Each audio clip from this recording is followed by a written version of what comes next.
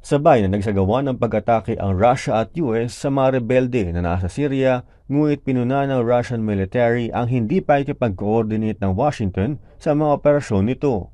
Ayon sa ulat na Interfax ng Russia, 34 na fighters ang patay at 6 na po ang sugatan sa airstrike na isinagawa ng Russia sa Idlib province ng Syria, araw ng Linggo, November 12. Isinagawa ang airstrike na ito ng Russian Aerospace Forces sa mga ilegal na armadong grupo na sangkot sa artillery attack sa mga posisyon na mahukbo ng Syrian government. Dagdag pa sa ulat, inatake ang mga posisyon na mahukbo ng 7 beses sa loob ng 24 na oras.